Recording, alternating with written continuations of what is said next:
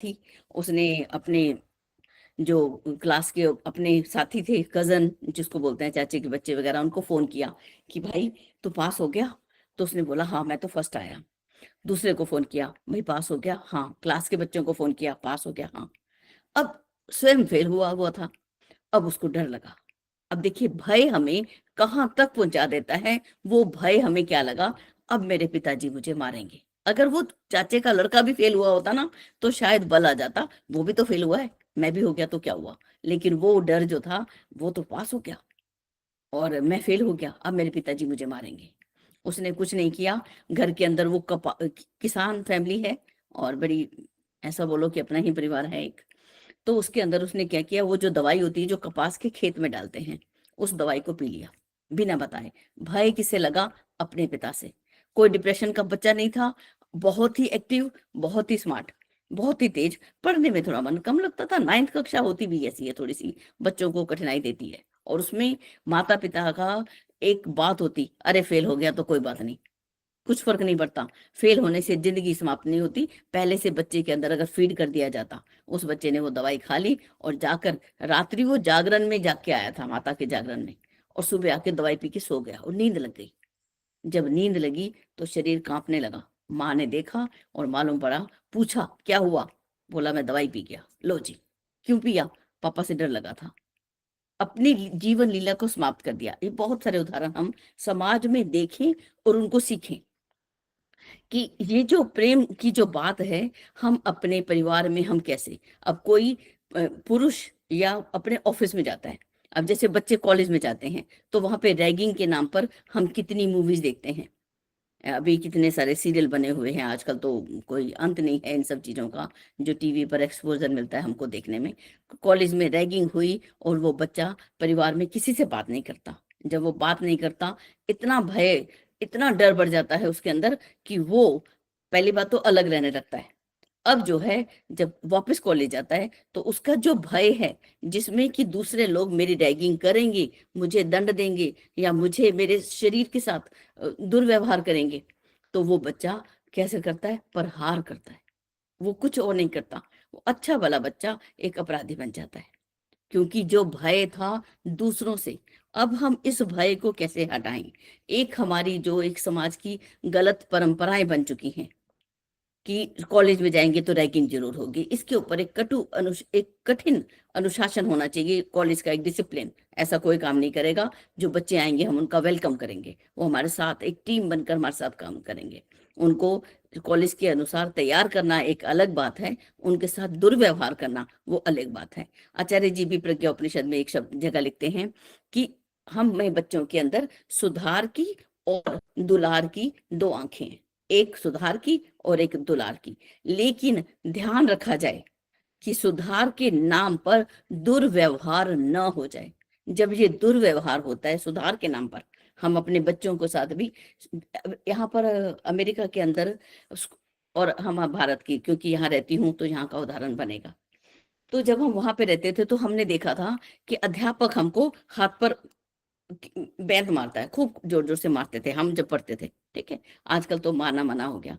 लेकिन और वो तो मारते थे। जो आनंद स्वामी की जब हम बात करते हैं, तो वो इस बात पर इतने दुखी हो गए थे कि अपने शरीर का त्याग करने जा रहे थे, दुखी थे। तो उनको एक संत मिल गए, तो उन्होंने पूछा क्या हुआ? बोले स्कूल में मास्टर मारता है, घर में माता पिता मारते हैं।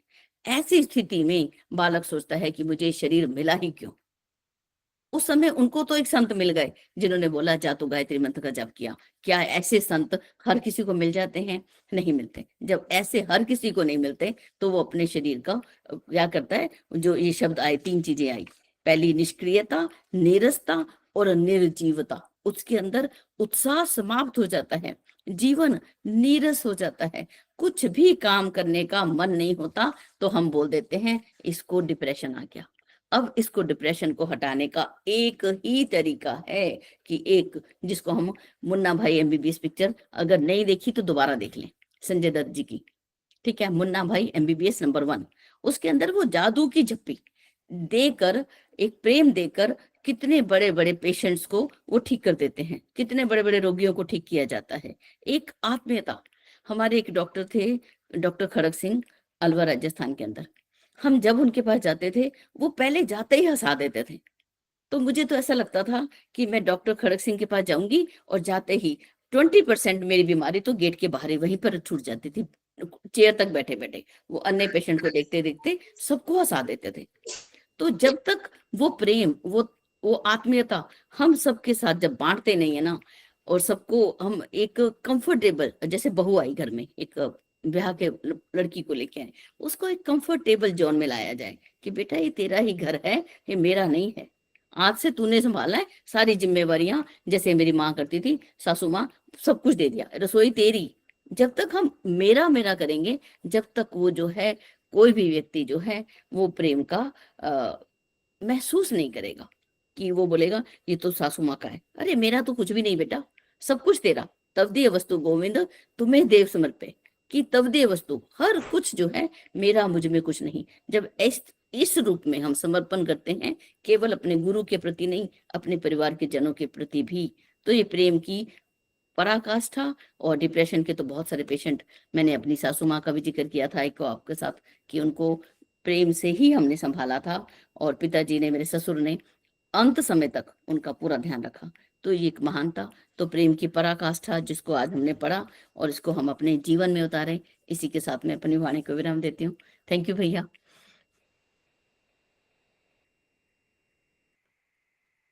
दी बहुत बहुत जी बहुत बहुत धन्यवाद। धन्यवाद। जी भैया। लेकिन आपका लेकिन सार आपका बहुत सार जल्दी बहुत खत्म हो जल्दी गया। खत्म हो गया। अरे भैया आप बोलोगे तो मैं बोलती रहूंगी, लेकिन मुझे ऐसा लगता है कि मैं बोलती जा रही हूँ, बोलती जा रही हूँ। नहीं, हम लोग नहीं, चाह हम रहे थे लोग कि चाह आप रहे थे कि थोड़ा आप और थोड़ा बोले, और बोले, हम आपको और हम सुने। आपको और सुने। ठीक है कम से भैया। कम कम 20 से कम मिनट आप 20 और मिनट आप बोलिए। और बोलिए। अच्छा, तो फिर मुझे दो चार की पुस्तक लेके बैठना था, चलिए कोई बात नहीं। तो जो मैंने आपको सबको बताया, कि अब आप बोलेंगे कि ये परिस्थिति जो मैं एक डिप्रेशन के ऊपर, एक पेरेंटिंग के ऊपर बोल सकती हूँ, उसमें कुछ उदाहरण देती हूँ। मैं मोस्टली अपने ही परिवार के देती हूँ, आप सबको मालूम है ये बात, अपना ही अनुभव देती हूँ।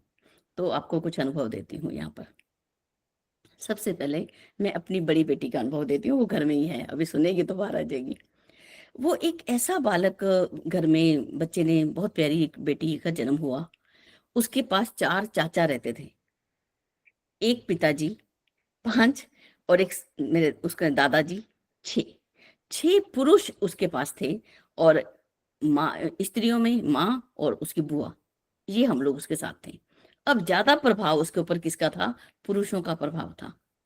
पुरुष जो भाई थे, चाचा, छोटे देवर थे मेरे, वो क्या करते थे, उसके साथ इतना खेलते थे, एक फेंकता था दूसरा कैच करता था, मतलब कि उसके साथ रफ एंड टफ उसकी लाइफ जो बनी। जब रफ और टफ बच्चा बनता है, तो उसका व्यक्तित्व जो होता है वो बड़ा डिफरेंट होता है। अब वो जैसा वो घर में रहती थी, वो ऐसा ही स्कूल में करती थी। उसके लिए रफ जीवन तो कोई बात ही नहीं थी, उसको तो कोई सामान्य बात थी। अब जब बाकी बच्चे तो रफ नहीं होते, तो स्कूल में उसकी शिकायत आती थी। पढ़ने में भी, स्कूल में वो, क्योंकि पढ़ने में इंटरेस्ट कम होता था, क्योंकि घर में उसका बहुत प्यार मिलता था, पढ़ने में इंटरेस्ट नहीं। और बैठ सिटिंग नाम मात्र की भी नहीं थी, बड़ी समस्या थी मेरे ऊपर। तो मैं उस बच्चे को, आप मानेंगे, उसके साथ ताल से ताल मिलाकर, उसकी ऐसी परिस्थिति आई कि वो मानसिक रूप से, मैंने उसको बड़ा कमजोर देखा। वो जब 7वीं कक्षा में थी, स्कूल के अध्यापक जो हैं, वो प्रेम में बड़ी ज्यादा ईर्ष्या कर देते हैं, प्रेम नहीं देते। एक बार जीसस की एक कहानी मुझे याद है, प्रज्ञा पुराण में लिखा हुआ था। कहते हैं उन्होंने वहां पे लिखा था कि एक गडरी बहुत सारी भेड़ों को लेके जब जा रहा था, गडरिया, तो उसने एक भेड़ को अपनी गर्दन पे बिठा रखा था। तो उससे पूछा, इतनी भेड़ों में से एक भेड़ को तूने अपनी गर्दन पे क्यों बिठा रखा है? बोला, ये बहुत शरारती है, ये बहुत इधर उधर भागती है, इसीलिए मैं पकड़ के इसको अपनी गर्दन में बिठा लेता हूँ। बस मालूम नहीं गुरुदेव की कैसी प्रेरणा थी, कि उस बच्चे को जो बहुत शरारती था, मैंने भी उठा के अपनी गर्दन पे बिठा लिया। बस उसके साथ इतनी आत्मीयता एक समय में। अब मेरे पिताजी को भी एक बार डिप्रेशन का अटैक आया था 72 में, लेकिन वो पीजीआई चंडीगढ़ था, तो जल्दी रिकवर हो गए। दूसरा अटैक मैंने अपनी सासू माँ को देखा, जो बहुत लंबा था, और अलवर राजस्थान में कोई अच्छी डॉक्टर सुविधा उस समय नहीं थी, तो उनका बीमारी बहुत लंबी चली। तो मैंने 2 लोगों को अपने ही परिवार में देखा था। और जब मैंने अपनी बच्ची को मानसिक रूप में देखा, 7वीं कक्षा में क्या हुआ था, स्कूल के एक टीचर ने 0 दिया था मैथ्स तो उसको पढ़ने में इंटरेस्ट नहीं था, बड़ी मुश्किल से पढ़ाना पड़ता था उसको, खालिस्तान और ट्रू फॉल्स से ही मैं उसको पास करवाती आई थी अभी तक। फिर क्या हुआ, मैंने इस बच्चे को बड़ा कमजोर देखा, बस मैंने कुछ नहीं किया, सच बताती हूँ। मैंने जो छोटे दो बच्चे थे उनको सेल्फ पे छोड़ दिया कि तुम्हें अपने आप पढ़ना है, पड़ोस वाली आंटी के पास जाके पढ़ो, चलो यहाँ से निकल जाओ घर से। निकाल देती थी दोनों को। और बड़ी वाली बेटी को मैं गर्दन पे बिठा लिया अपने पास, मैंने उसको कभी नहीं छोड़ा, कभी भी नहीं छोड़ा, उसके साथ एकजुट होकर। उसका जो मैंने उसके अंदर जो वीक पॉइंट देखा था, वो मैंने उसको बीमार नहीं होने दिया, क्योंकि मैं दो पेशेंट में देख चुकी थी और मैं नहीं चाहती थी मेरे जीवन में तीसरा भी आ जाए। इतनी आत्मीयता, इतना प्रेम कि सारी दुनिया छोड़ दूंगी, तेरे को नहीं छोड़ूंगी, और आज भी नहीं छोड़ा। मैं आज भी उसी के साथ ही हूँ। नहीं, सब सब तेरे पिताजी को, चाचा मामा, किसी की परवाह मुझे नहीं है।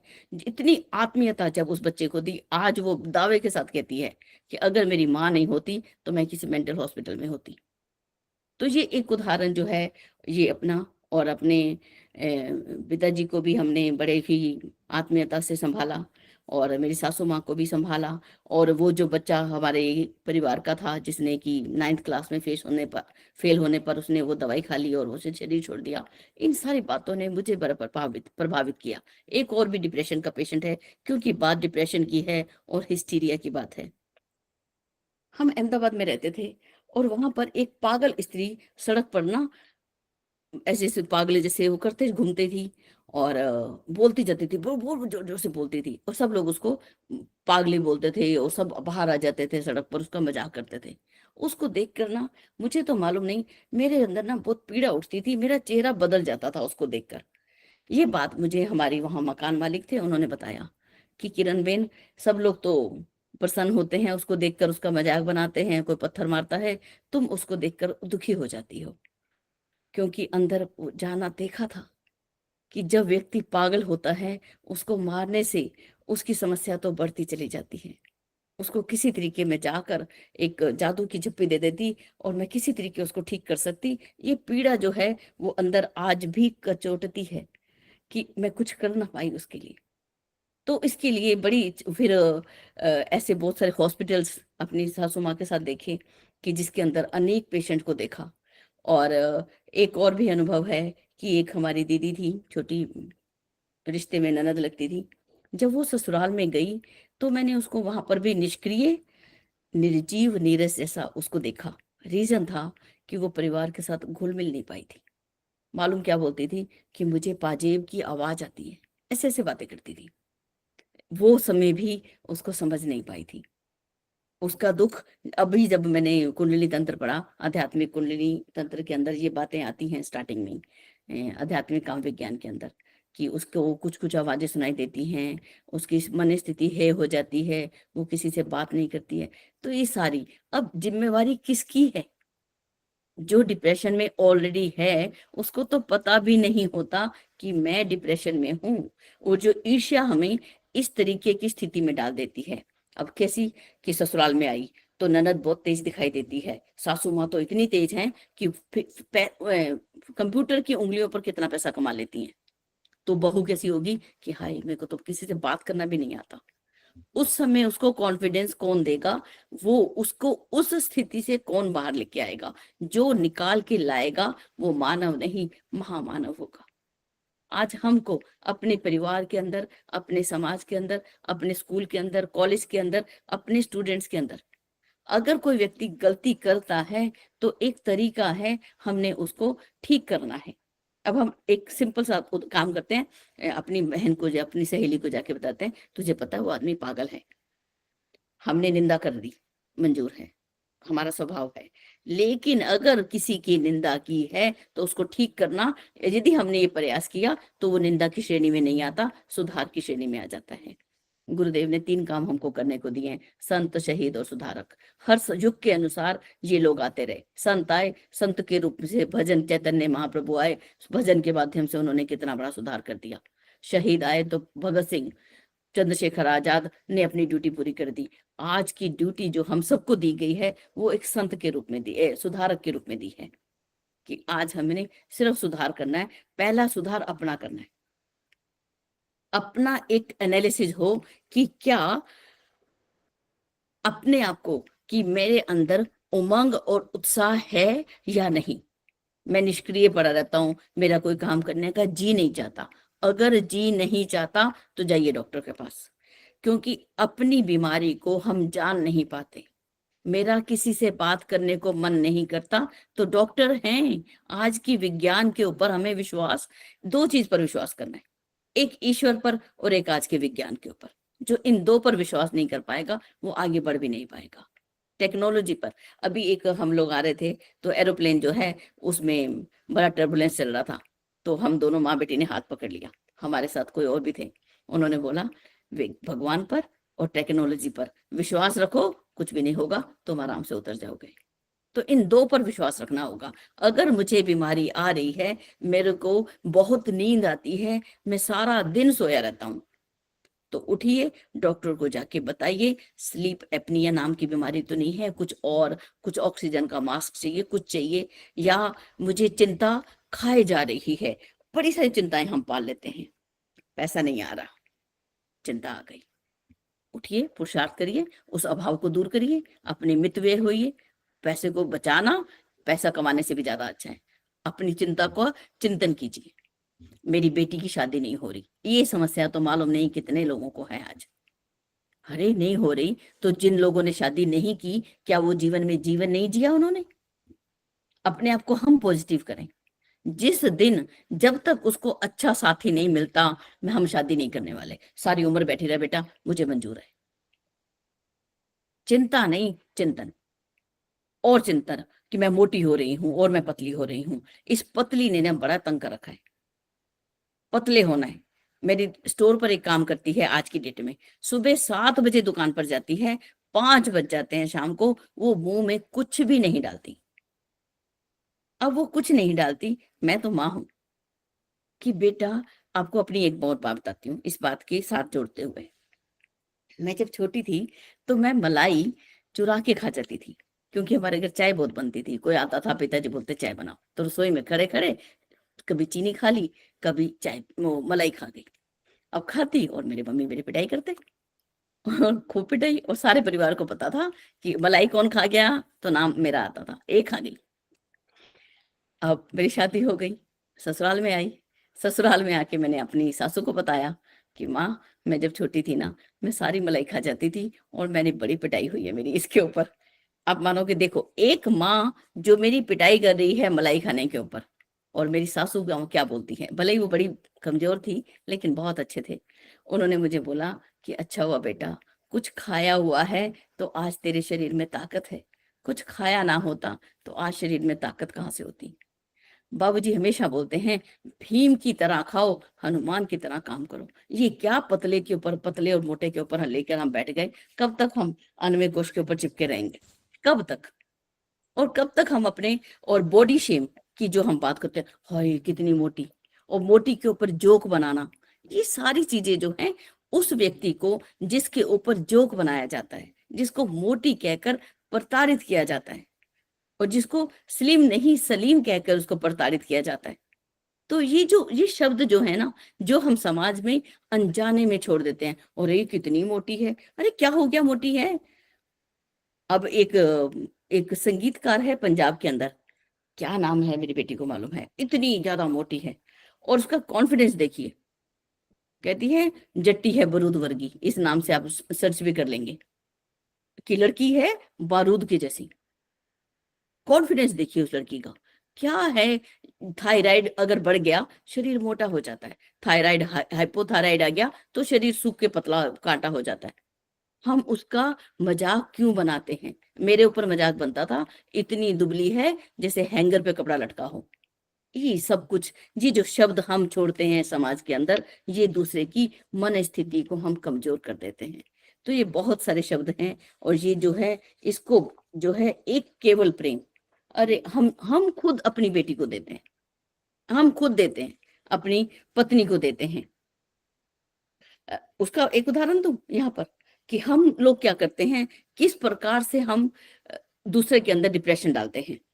मैं सिर पर तेल लगा लेती थी, जब तेल लगाती थी तो मेरे घर के लोग कहते थे पुस्सी मुर्गी। पुस्सी मुर्गी मतलब भीगी हुई मुर्गी। मुझे जो बड़ा शर्म आती थी, मैं तेल लगाती ही नहीं थी। परिणाम आपके सामने, मेरी बड़ी युवा अवस्था के अंदर ही मेरे बाल सफेद होने शुरू हो गए थे, क्योंकि मैं तेल लगाती। परिवार, मेरे पति ही मेरा मजाक करते थे, अगर सामने होते तो मेरे को भी डांट लगाते कि तुम मेरा ही बात बताती है। हम खुद एक छोटे छोटे शब्द से हम अपने आप को, जो एक काम बताना, जरा ये क्या बात हुई, बच्चे को उसको तेल तो लगाना ही पड़ेगा ना, अपने आप को स्वस्थ रखना ही पड़ेगा ना, इन बालों को पोषण देना ही होगा ना। तो ये सारी बातें जो हैं, ये जो हैं प्रेम के रास्ते में बाधक हैं। ये जो विज्ञान के रूप में प्रेम की परिभाषाएं मैं उपनिषदों से निकाल कर आपको पढ़ा सकती हूँ, बता सकती हूँ, लेकिन हम इस अध्यात्म को जब तक व्यवहार में नहीं उतारेंगे, अगर मेरे पास आकर किसी व्यक्ति की आत्मबल नहीं बढ़ा, यदि मेरे एक शब्द से उसका मनोबल टूटा, तो मेरी साधना, चाहे मैं 1000 माला रोज की करती हूँ ना, तब भी फेल है, तब भी फेल है। मेरा एक शब्द अगर उसके मनोबल को बढ़ाने के लिए है, उसकी पावर आ जाए, प्रेरणा आ जाए, अरे बेटा ये तू मोटे पतले को मत देख, जा चढ़ जा, तेरे जैसा काम जो तू करती है वो मैं नहीं कर सकती। मैंने कभी अपने बच्चों से बर्तन धोने को कभी नहीं बोला, किसी भी बच्चे से पूछ लेना, वो स्वयं करे तो करे, कभी बोला नहीं। एक ही बात बोली, बेटा जो काम तू कर सकती है ना, वो मैं नहीं कर सकती, इसलिए तू ही बेटा, तू अपना काम कर ले, ये बर्तन तो मैं धो ही सकती हूँ। जो काम मैं नहीं कर सकती, क्या मैं गाड़ी चला सकती हूँ? नहीं। क्या मैं लैपटॉप के अंदर इतने सारे मेल और मैसेज कर सकती हूँ? नहीं। क्या मैं दुनिया को हिला के रख सकती हूँ? नहीं। लेकिन मैं प्रेरणा दे सकती हूँ, ये पक्की बात है। अगर मेरी मम्मी ने प्रेरणा दी थी, अगर तू मार खा के आई तो मैं तुझे मारूंगी। मार नहीं खा के आने किसी से भी, लड़के आना है, डरना नहीं है। जब हम डरते नहीं हैं, निष्क्रिय नहीं रहते, नीरस नहीं रहते, निर्जीव नहीं रहते, तब होता है ये प्रेम का जो है, दिखता है प्रेम, झलकता हुआ दिखाई देता है। ऐसे जैसे एक बर्तन भर जाए, डुल रहा है, डुल रहा है मतलब बिखर रहा है, ऐसी पराकाष्ठा जो है हमारे अंदर आनी चाहिए। यही हमारी साधना है, सच्ची साधना, मुझे यही लगता है। आपने कभी देखा होगा प्राण में कोश के अंदर जब भैया मुझे देते हैं ना, मैं अपने आप को असफल मानती हूँ, ये मेरे से नहीं होता भैया, जप ध्यान त्राटक प्राणायाम, मुझे तो व्यवहार की जो बात है वो करवा लीजिए। तो बस इन्हीं शब्दों के साथ बहुत बहुत धन्यवाद। इतना बड़ा धैर्य है आपको, आप सभी का, जो मुझे सुनते हैं। Thank you. प्रणाम। जी बहुत बहुत धन्यवाद। जी भैया, धन्यवाद। धैर्य नहीं, धैर्य नहीं, ऐसा ऐसा आप आप पूरे पूरे हमारे हम दे रहे हैं दे रहे हैं आपको। आपको। आपके आपके वाणी में से वाणी में से प्रेमी प्रेमी था, और ये और भैया विषय आपकी आवाज गूंज रही है। हाँ, वो सबका ऑन हो गया ना, इस वजह से जी। म्यूट कीजिए तो सब। जी राजेंद्र भैया जी,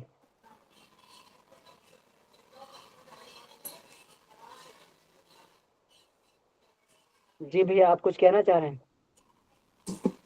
जी दीदी को बहुत बहुत प्रणाम। किरण दीदी को सुनने का बड़ा मन करता है और बड़ा अच्छा लगता है। जैसे आपने कहा कि और बोलते रहिए। और दीदी ने एक बात छोड़ दी जो अपने आप में काम करती थी, उसके बारे में बता रही थी, फिर दूसरी टॉपिक पे आ गई थी। तो एक तो वो अधूरी रह गई थी। दूसरी बात एक दीदी ने अभी जो कही कि समाज में लोग एक दूसरे को डिप्रेस करते हैं, चाहे कहते हैं तू मोटी हो गई है या तू पतली है, चाहे जो भी हो, जिससे उसको हिट करती है बात को, तो वो तो कह के निकल गए। अब समाज में उस व्यक्ति को कैसे समझाया जाए कि तुम इसको कैसे डील करो कि तुम्हारे ऊपर इसका असर ना हो। तो दीदी थोड़ा सा इस पे प्रकाश डालिए। जी भैया, अब जो है हमारे ऊपर इसका असर नहीं आए, लेकिन भैया सबसे पहली बात तो मैं ये बताती हूँ कि असर तो प्रारंभ हो जाता है, ठीक है, असर तो आता है। तो अब उस बच्चे को कोई ऐसा व्यक्ति जो उसको मोटिवेट कर सके, कि जैसे अब घर के अंदर उदाहरण मुझे अपने ही आते हैं याद।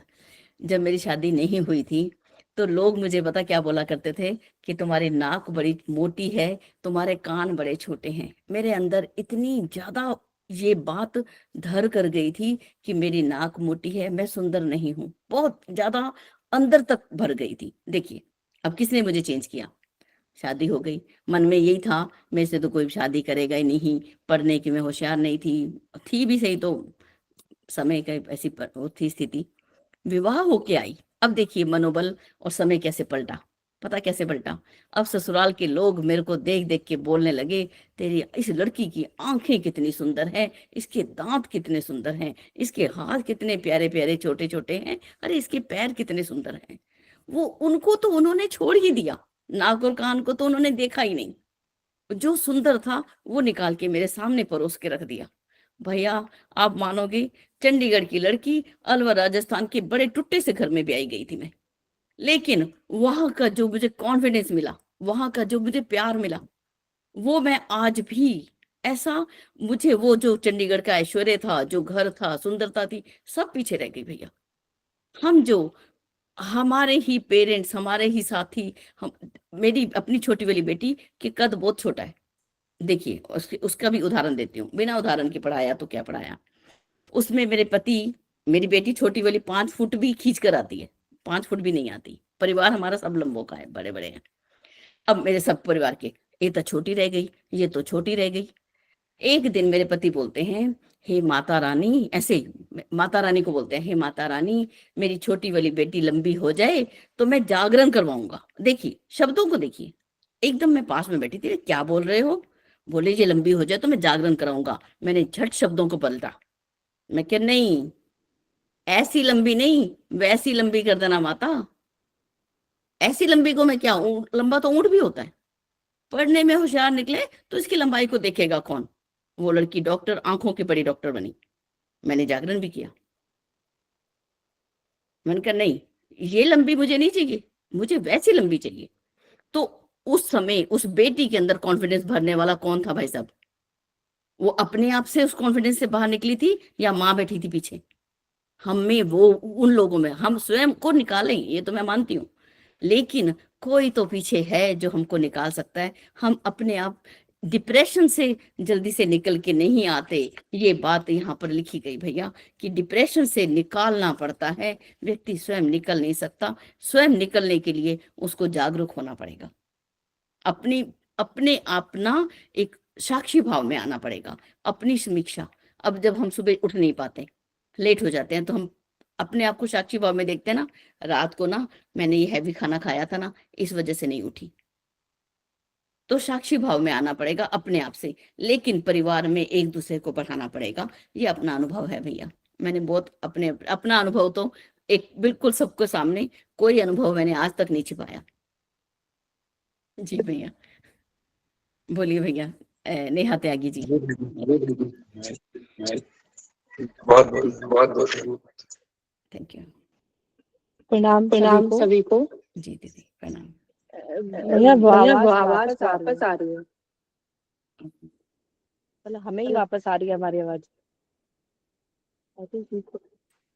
हेलो, हम लोगों के पास भी इको हो रहा जी जी है, हमको लगा कि हम हाँ, वो एक्चुअली जब किरण दीदी का माइक खुलता है तब इको होने लगता है, तो दीदी ने अभी म्यूट कर लिया है, तो आप बोलें जी, अब इको नहीं होगा। जी। भैया मैं ये कह रही थी, जैसे अभी दीदी बता रही थी कि हमें जब कोई कुछ बोलता है तो हम उससे प्रभावित होते हैं, और जब हमें कोई पॉजिटिव बोलता है तो भी हम उससे प्रभावित होते हैं, और नेगेटिव से भी प्रभावित होते हैं। तो ये बात बिल्कुल सही है। इसके साथ में एक चीज और ऐड करना चाह रही थी कि जब हम धीरे धीरे आध्यात्मिक पथ पे निकलते हैं, अपने आप के आत्मचिंतन की ओर निकलते हैं, तो क्या होता है कि दूसरों के शब्द पॉजिटिव हो या नेगेटिव हो, वो हमें फर्क पड़ना थोड़ा बंद हो जाते हैं। बाहर से जो कोई कह रहा है हम उसको सुनते तो हैं, लेकिन हम अपने अंदर आत्मचिंतन ये करने लग जाते हैं कि इसकी मतलब इसके जो शब्द हैं बाहर के, जो बाहर किसी ने भी हमें कुछ बोला है, वो टेम्परेरी हो जाते हैं, कि वो उसका दृष्टिकोण है, वो उसका व्यू पॉइंट है, वो हमें क्या बोल रहा है। जब हमारे अंदर आत्मविश्वास आता है, आत्मविश्वास होता है, तो हमें बाहर की चीजें फर्क नहीं पड़ता। अगर किसी ने हमें मोटा बोला, हम रुक के थोड़ी देर सोचेंगे क्या मैं हूँ, और अगर हूँ भी तो ठीक है, मेरे साथ कोई प्रॉब्लम हो सकती है उसकी वजह से हूँ, या फिर मेरे स्वास्थ्य अनियमित, मतलब मैं उल्टी सीधी चीजें खाती हूँ उसकी वजह से हूँ। अगर उल्टी सीधी चीजें खाते हैं तो हम ये सोचे भाई इसको खत्म करेंगे ताकि हम हेल्दी हो सके, और अगर नहीं कोई बीमारी की वजह से है तो फिर वो जो बोल रहा है उसका हम पे प्रभाव नहीं पड़ता। तो मैं ये कह रही हूँ कि मुझे ये लगता है कि मेरे एक्सपीरियंस से बाहर की चीजें लोग लेवल बहुत लगाते हैं, लेकिन अगर आप उन लेवलों के साथ बह जाते हो तो आप जीवन में कभी आत्मविश्वास से खड़े नहीं हो पाते। बाहर की दुनिया आज आपको बुरा कह रही है, अच्छा कह रही है, वो दोनों ही चीजें खराब है, क्योंकि ना आपको अच्छे के साथ अपने आप को जोड़ना है, ना बुरे के साथ, क्योंकि आज अच्छा कह रहे तो कल को बुरा भी कह देगा।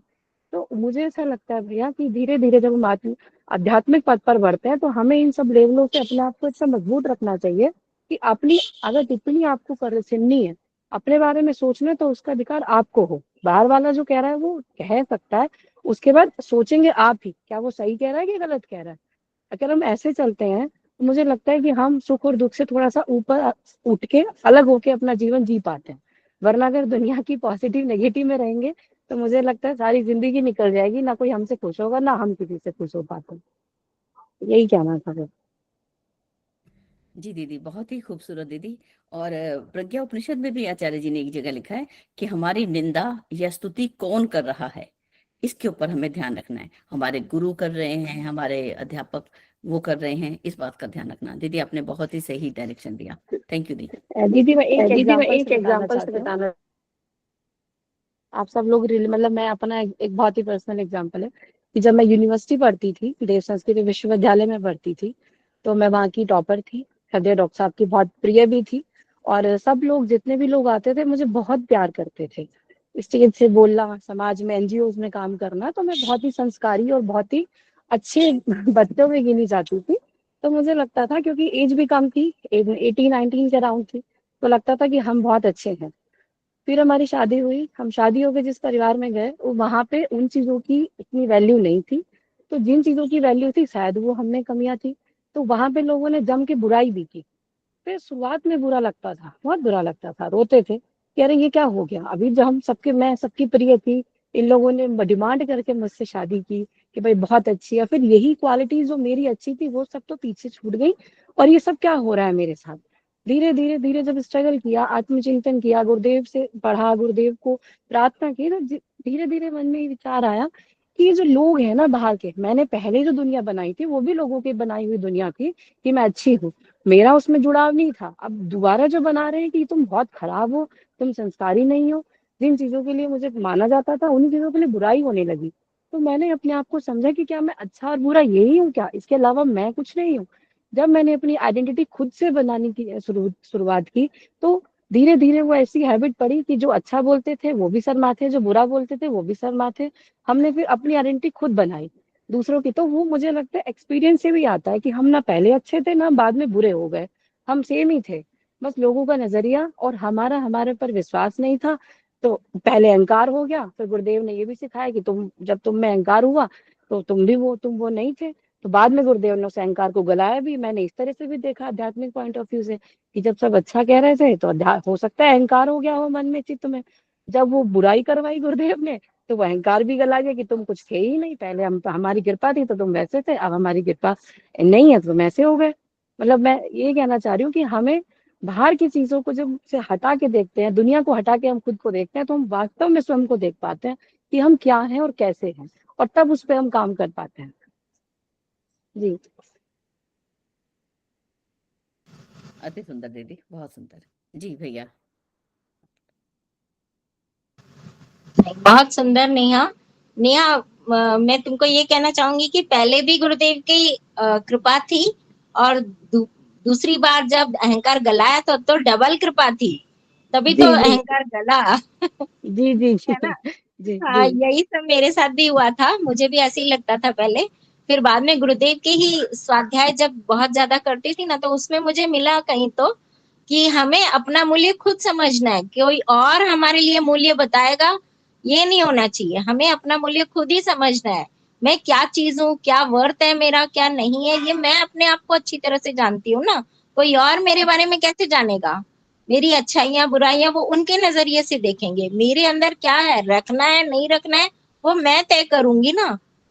कोई मुझे कुछ भी कहे, अच्छा कहे बुरा कहे, मुझे वो कौन सी क्वालिटी मेरे अंदर मुझे लेके चलनी है, वो हमेशा मूल जो क्वालिटी होती है वो हमेशा रहेगी, चाहे कोई कितना भी बदलने की कोशिश कर ले, नहीं बदलेगी वो।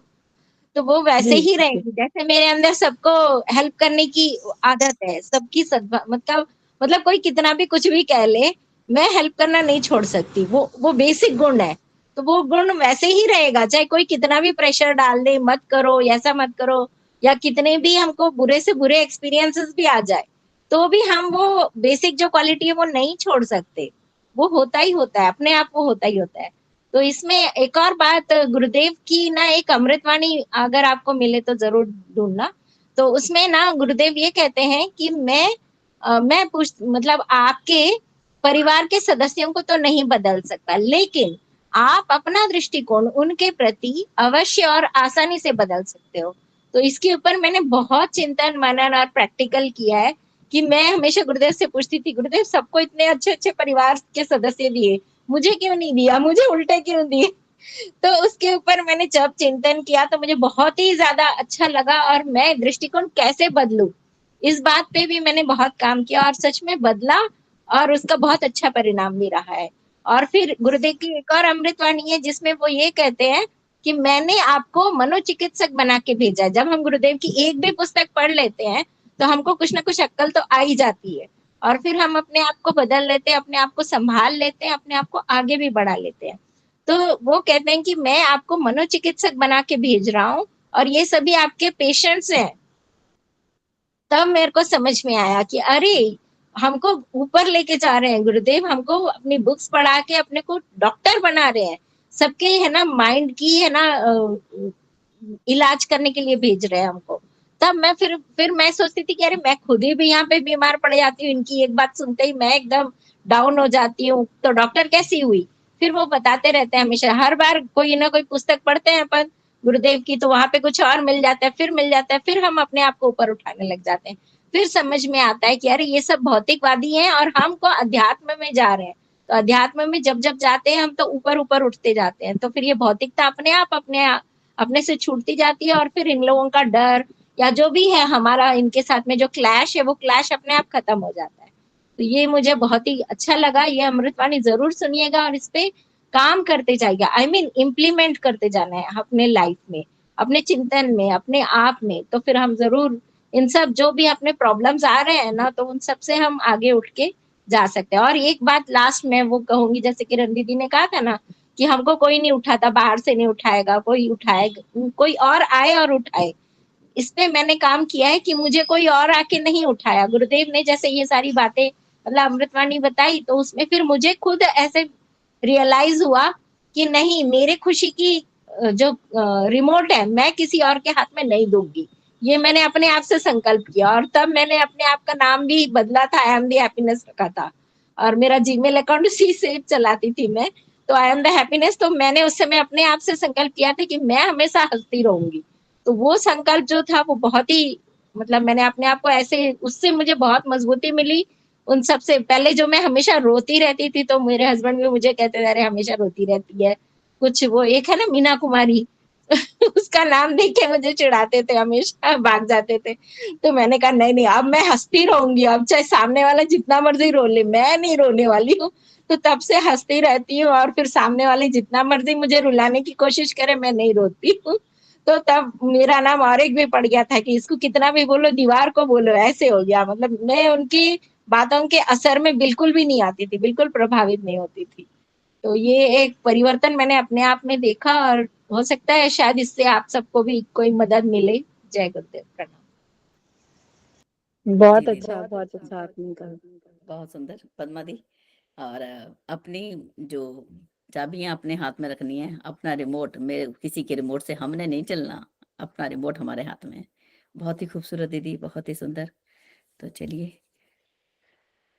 अमन भैया आगे संभालिए।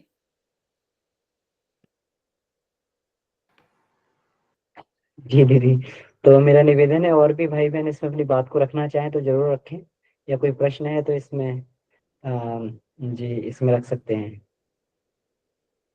किरण दीदी का व्यवहारिक ज्ञान बहुत ही अच्छे स्तर का है, तो जीवन की कोई भी समस्याएं हो तो व्यवहारिक हम लोग बात कर सकते हैं दीदी से। जी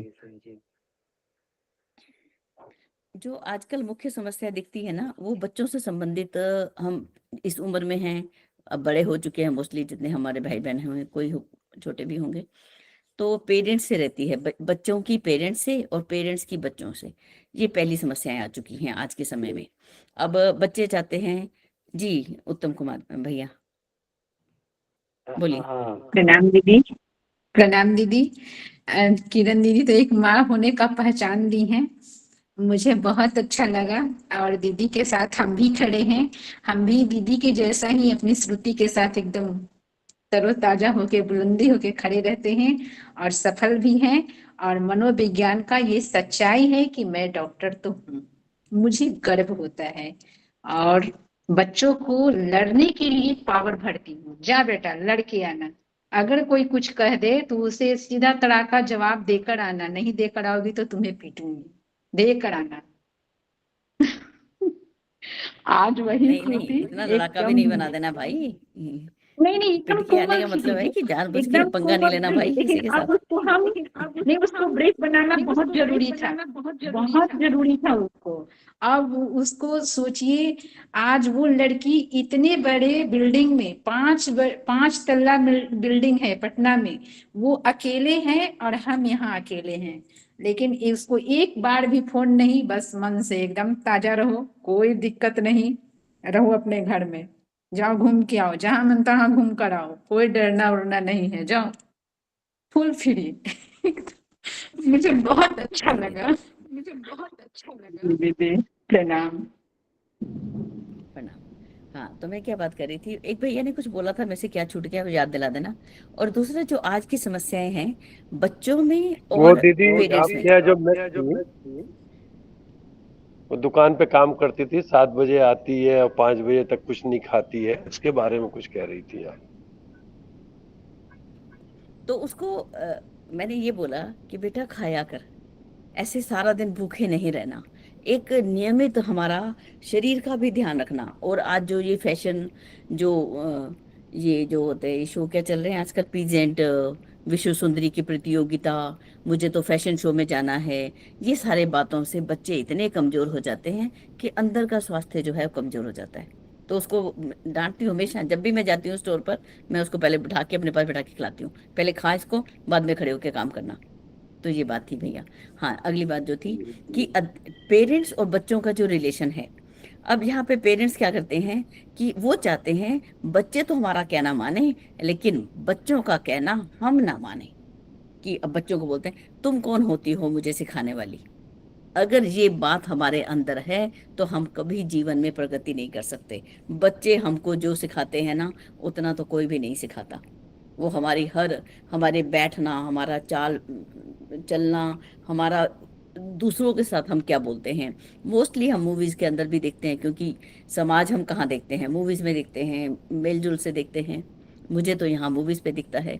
तो हम देखते हैं कि जो माँ जो है चुप ही नहीं होती, कोई आ गया, माता जी बोलती ही जा रही हैं, बोलती ही जा रही हैं।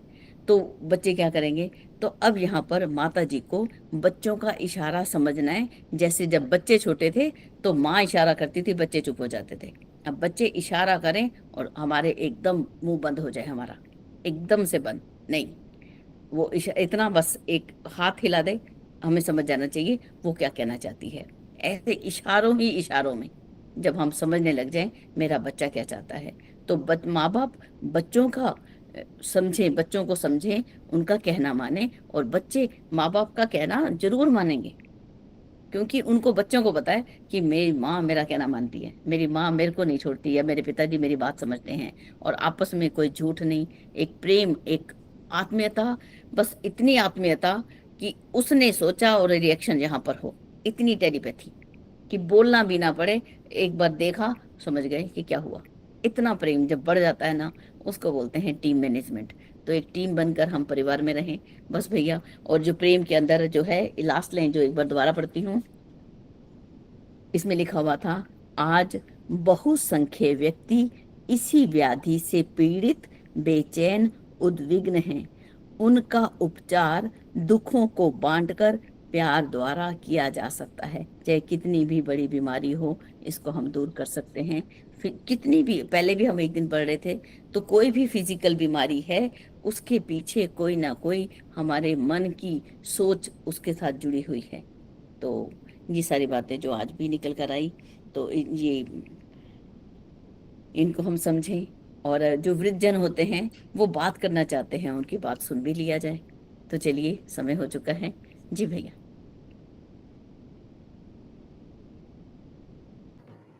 जी दीदी, बहुत बहुत आभार।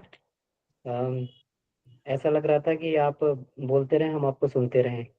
तो बहुत ही अच्छा, क्योंकि व्यवहारिक ज्ञान होता है तो उसमें सुनने में बहुत सारी अपनी भी समस्याओं का समाधान होता रहता है। और आपसे तो बात करके बहुत कुछ मिलता ही है, आपकी बातों को सुन के। तो बहुत बहुत आभार दीदी आज के लिए। और बस हम लोग का निवेदन है कि इसी तरीके से आपका मार्गदर्शन हम लोग को मिलता रहे। तो आगे भी हम लोग ऐसी आशा करेंगे कि आप क्लास में आके हम लोग को जी मार्गदर्शन करते रहें। तो आज की कक्षा के लिए बहुत बहुत आभार आपका। बीना दीदी को बहुत बहुत आभार आज के वाचन के लिए। तो बहुत ही अच्छी चर्चा रही।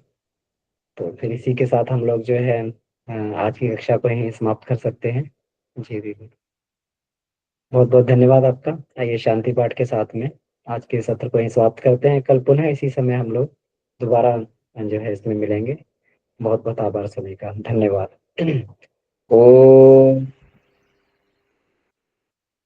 शांति शांति शांति। ये समाप्त। सभी को प्रणाम। शुभ रात्रि। सभी भाई बहनों को सभी भैया दीदी लोगों को